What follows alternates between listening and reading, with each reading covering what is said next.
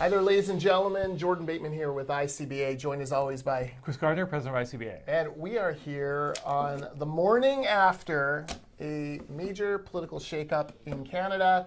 The National Governing Party of Ontario is gone, relegated to rump status. I love saying rump status.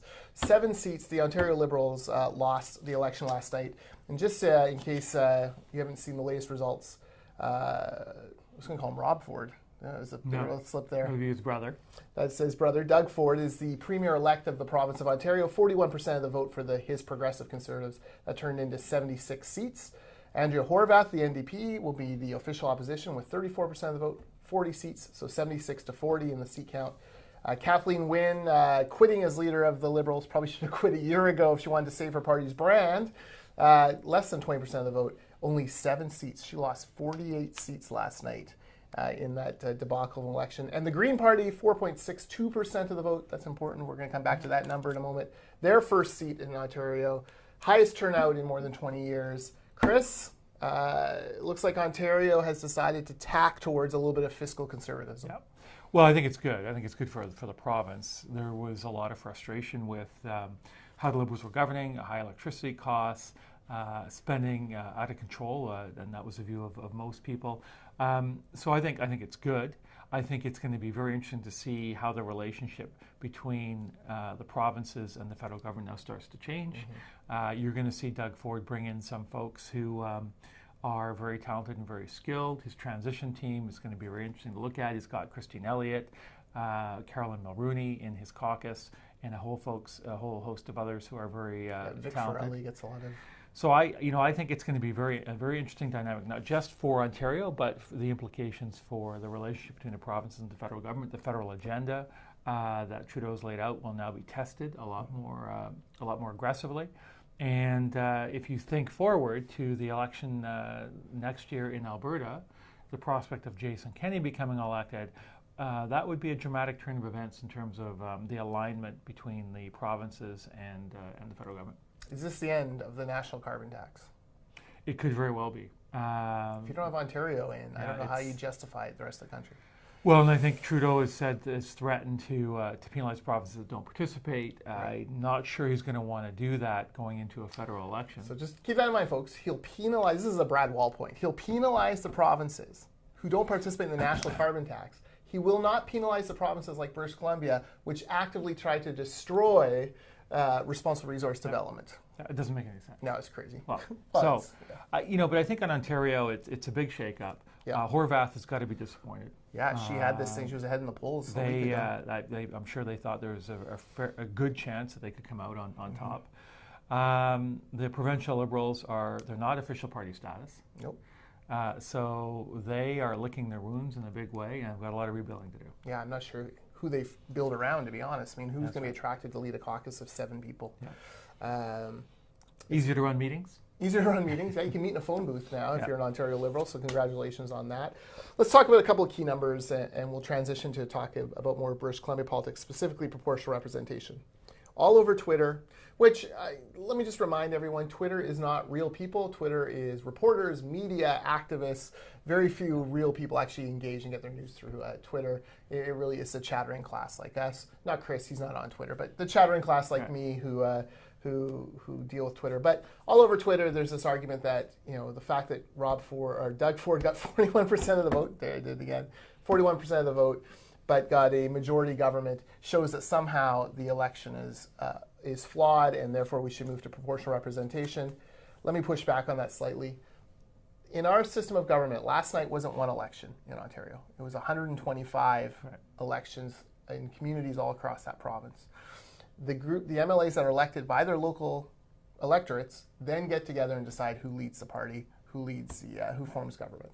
So, as easy as it is to say, well, it was all about Doug Ford, it isn't. It is about these 76 progressive conservatives who united under a common banner. It's 76 local elections that he won, and he should get to carry the power. And the other thing I would point out is the Green Party got 4.62% of the vote. Under David Eby's rigged, crazy rules, they would not even be eligible for a seat because you have to get at least 5%. So this nonsense that every vote would count isn't true. The Greens in Ontario would not pick up a seat. So, Chris, That's an important point. I think, and the other thing to think about is this: there clearly was a desire to change, Yes. and that was shown if you look at the seat distribution between the NDP and the Liberals, or the NDP and the Conservatives versus the Liberals. People were tired of 3 out of every 4 voters voted That's against the Liberals. So, but what Ontario has ended up with is a majority government that's now going to take the province in a different direction, rather than 10 different parties now going through a process with a jockey for power, and we won't know who the leader is. So the premier would be for another 1, 2, 3, 4, 5, 6 months. In some cases in Europe, where you get all this instability as a result of proportional representation. The election was a healthy election. There was a good debate, and now they have a stable government for the next 4 years. And if you don't like Doug Ford and what he does and what he's going to do, then 4 years from now you can vote for a different party. And I think that stability, in terms of at least you know where the government's going to be heading, and you can assess their policy track record and then change your mind or re-elect them, I think is what makes the system work. Yeah. As opposed to proportional rep, where you have no idea who's going to be governing from 1 month or year to the next. Too many of these pro-prop rep activists, it's really about getting their preferred vehicle in power.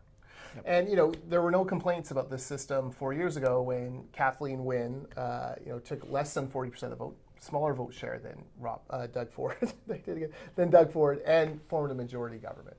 So really, this is about whiners and complainers who can't win, who don't win certain elections under this system, wanting to somehow rig the rules to make sure that they do. Frankly, former Prime Minister John Chrétien said it best. Yeah. Prop rep is for professors who don't want to shake hands on Main Street, who can't get elected. So that's exactly right. Yeah. And can anyone really look at me in the eye or look any Ontario person in the eye and say, no, the preferred outcome here for that Ontario's wanted was a coalition government between the NDP and Kathleen Wynne's Liberals? Of course not. No. She got less than 20% of the vote. She should not have any of the say. She lost 48 seats last night. Kathleen Wynne is a spent political force. All right, you're watching the ICBA cast live on Facebook and available soon as a podcast in the iTunes store. Just search for ICBA cast. You can find us on Twitter at ICBABC or myself at Jordan Bateman. You won't find Chris on Twitter even under fake names. He does not do any of that, like certain Philadelphia basketball GMs. Yeah, no, not in the Twitter chattering class. No, Facebook.com/the ICBA, ICBA.ca on the webs, or the Google, as John Horgan called it yesterday. At ICBA, we make no apologies. We represent the construction and responsible resource development industries. We've been doing it for 40-something years, and we're going to keep fighting for them. And we know that what's best for construction and responsible resource development is stable, free enterprise governments. Yeah. We look at everything through that free enterprise lens. How can we grow the economy to make sure construction folks get up and have a job in the morning? 9% of the BC economy right now comes from construction, and 250,000 men and women across this province are working on things right now. By the way, if you are working on Facebook, this weekend we'll link to a video from YouTube of BC Hydro's work on Site C. Great. Amazing new drone footage that they've put out showing kind of the scope of the project. Right. It really boggles the mind there. Chris, let us move to, you were in New York City last week, the greatest city in the world. Yep. It is a great city. 24,000 steps every day. Mm-hmm. I walked nearly every corner of the city. It's outstanding. Every time you turn a corner, you're into a different neighborhood. And you did it all. You did Central Park. You did Brooklyn Bridge. You did Yankee Stadium. You did Harlem. You did Trump Tower. I did. I was in the lobby. I was looking at the elevator. Did you ride the escalator? I did. I went up and down. There's a Starbucks on the second floor. Did you come down and announce you were running for president of the United States of America? Didn't do that. Okay. No. So, did you have the taco salad at Trump Tower? The president raves about it. No, I didn't do that. Okay. But there's a lot of security in and around Trump Tower. It's interesting to watch. And then went to all the neighborhoods, Tribeca, went to the Met, went to MoMA. Mm-hmm. You walked over the Brooklyn Bridge. That's an incredible experience, hey? That's great. Great city. When you're walking above the traffic. Yeah, no, it's outstanding. You got the city in front of you. Did you go to City Hall, get your picture, like where the... Where the Law and Order folks are, yes. And where Harvey Weinstein was arraigned the day before I got there. Excellent. It was fascinating. And... went to the Statue of Liberty, got on the ferry, went across. It was great. Cool. Had a great time. Awesome. All right. While you were gone, little me had to hold down the fort. Thankfully, I had Phil Hoxton here last week to sub in on the ICBA cast. But Trans Mountain came down. The Trudeau government essentially nationalized the project, bought the Canadian holdings of Kinder Morgan, lock, stock, and oil barrel. Yeah. obviously we put out a press release. We are thrilled that the construction jobs are protected. We are very concerned about where the money for the next construction project will come. Yeah, listen, it's the silver. It's a very dark cloud. The silver lining is we're going to get a pipeline that's important for our national economy. It's important for our oil and gas sector. But the cost of it and the negative signals that were sent. If you're an investor looking at Canada, what you saw is a private company having gone through a rigorous 4-year process, had an approved project. The project was approved nearly 2 years ago. Everything was in place. Shovels should have been in the ground 18 months ago. Instead, no shovels in the ground, obstruction and delay by the province of British Columbia, by the new NDP government led by John Horgan, and they couldn't move forward. Yeah. As a result, the federal government had to step in and buy the project, spend $4.5 billion to buy the pipeline. They're going to spend another $7.5 billion of taxpayer money to build the thing. And so we've exchanged maybe more now dollars. the government's involved. Yeah, well, we've taken private sector risk. Yeah. And taking that off the table and put taxpayer dollars at risk doesn't make any sense, and sends a very negative signal. And I think Kinder Morgan's glad to be out of the mess they found themselves in. Yeah, we'll come back to cost of steel in a moment. As a longtime taxpayer advocate, I'm gravely concerned with government now running this project. Yeah. Government does not have the same fiscal discipline. Government does not have the same expertise to run these kind of projects as you have in the private sector. And when you're the CEO of Kinder Morgan and you know that your project goes over budget, the shareholders are going to fire you. Yeah. There is not that same kind of fiscal restraint. And already we're hearing rumors of deals being ripped up and different groups getting different contracts, and that should be a big concern for all Canadians. Yeah, it doesn't make any sense. The government of Canada does not build pipelines. Mm-hmm. And they're going to have to hire a whole team of consultants and experts now to give them advice. Yeah. Some of that infrastructure is in place, and they'll take it over for sure. Yeah.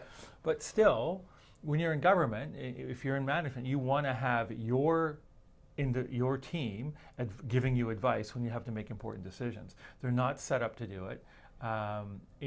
Ultimately, this is the result of John Horgan opposing this pipeline at every turn. Mm-hmm. And he's had a great first year in office. In his first year in office, he ripped up the agreement with Kinder Morgan. He ignited a constitutional crisis. He started a trade war with BC's closest neighbor. He cost taxpayers hundreds of millions of dollars by dragging his heels on Site C. Yeah, and canceling the Massey Tunnel. All of the signals are negative. So if you're an investor looking in British Columbia, you've got to be saying this is crazy. Mm-hmm.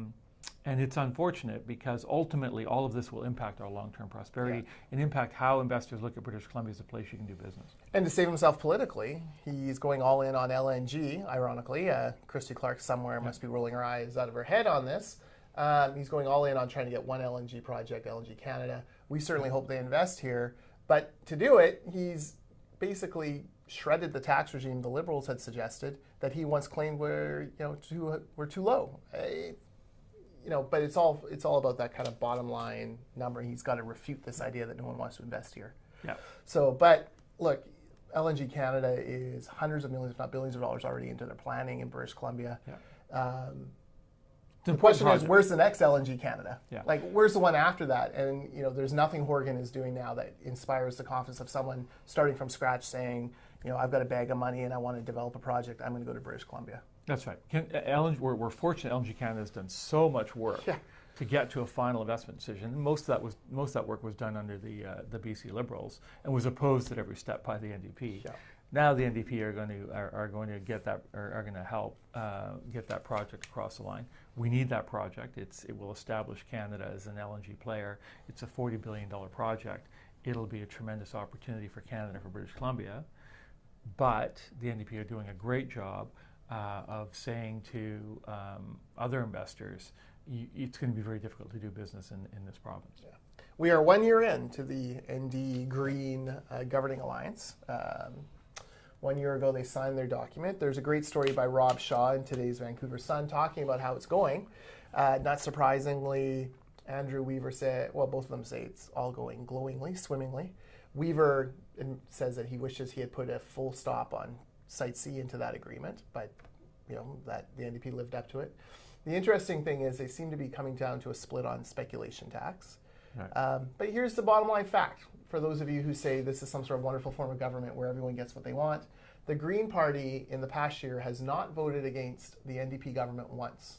Not on any motion, not on any amendment, not on any piece of legislation, not on any regulation, not once. They've just gone meekly along with the NDP's agenda. So for those of you who say that somehow the Greens are representing interests against the NDP, that's not substantiated by fact. I don't think the NDP is compromising No. to in some way incorporate elements of the Green platform into their agenda. No. The NDP have got their agenda and they're moving it forward and they're advancing it as fast as they can. And Andrew Weaver is an irritant to them, and that's the political reality that Andrew Weaver faces. Yeah, absolutely. All right. Before we go to our final topic, I want to mention we have our golf tournament, the ICBA Open, the 29th annual ICBA Open, where you contend for the great Phil Hochstein Cup. 29 years ICBA has been running this tournament. This year we have a new venue. It's Redwoods Golf Club in Langley. Registration is open now. Go to icba.ca/golf or icba.ca. You'll see a little sign up down in the bottom right-hand corner. Hurry if you're planning to come. We have 144 spots to golf. We've already sold more than 85 of them in the first few days. So, if you're waiting, get your foursome in there. If you're not sure who your foursome will be, but you want to sign up a foursome, do it now. You can always put in, player to be named later. But don't delay because you don't want to miss out on, all of our fun activities at the golf That'd be club. August 1st, icba.ca. All right, let us talk. I'm just checking my calendar, make sure there's nothing else I should mention to anyone. Chris and I have been working on the AGM, which last year featured one Peyton Manning. Yep. We are close to deciding and locking down a speaker, and we will be very excited. And if we have it in place in time, we'll announce it at the golf tournament. That's right. That's right. It'll be a wild and crazy time at that golf tournament. Okay, Donald Trump. Donald J. Trump is sewering the Canadian economy, apparently. Trump took away the exemption we had on steel tariff imports from Canada into the United States in order to protect his buddies in the U.S. steel industry. This is terrible news for Canada. Canada immediately responded by slapping tariffs on American steel coming into Canada. We need to remember Canada is a big country. In the east, most steel kind of flows south. In the west, steel kind of flows north. We have a big problem here, and it's about to get a lot worse if the Trudeau government gets their way. To try to protect the Canadian steel industry and keep it alive in the east through this time where Americans aren't going to buy as much, there's talk about slapping tariffs on other countries' steel that comes into Canada. And basically 50% or so of British Columbia steel comes from Taiwan, Thailand, Vietnam, Turkey, Singapore, Malaysia, those 7 countries. If we suddenly lose our ability to access that cheaply, plus we've lost our ability to access the U.S. steel without a tariff, we are talking about massive construction overruns on projects that need steel, that need rebar, which is everything. Yeah, so what we're facing is a couple of things. One is increase in prices that could go up 25% or more. Yeah. And if you think of it, every single government project where you're building a road or a bridge or a community center. Anywhere you see cement. Anywhere you see cement, you need rebar. And condos in larger cities where you're building condominiums, so the price of housing will be impacted. Patello Bridge, SkyTrain, light rail. The whole 9 yards. So it's the prospect is not good. And so that's going to be something that could have a very, the knock-on effect in our economy could be quite significant. Trade wars, tariffs, do not, they hurt everyone. No one wins. Don't understand Donald Trump's position on this. And it's kind of like a lot of the positions he takes on issues. It's really a gut reaction, not particularly well thought out, and sounds like a good idea at the time. And he didn't sign. There's so many trade deals that he walked away from TPP. He wants to. He's threatening to renegotiating NAFTA, but he's been threatening to rip that up. Yep. You've got the steel tariffs. All this is going to hurt our economy. It's going to hurt trade with the U.S. I'm not sure how it's really going to help the U.S. So I think there's a lot of concern both in Ottawa and Washington what's really going on. Yeah, we should be clear. There is one Western Canadian plant that manufactures steel. Yep. It's in Edmonton. and running at full tilt, it can only provide about 25% what the lower mainland needs, let alone the rest of British Columbia, Alberta, Saskatchewan, and Manitoba. So this is a big problem. And if you're saying, well, just ship it from the east, yeah, great idea. The shipping costs for steel from the east are 4.5 times what it costs to bring it in by sea from these other countries. So it's prohibitively expensive. And if you think about it, Site C alone needs 36,000 metric tons of steel rebar.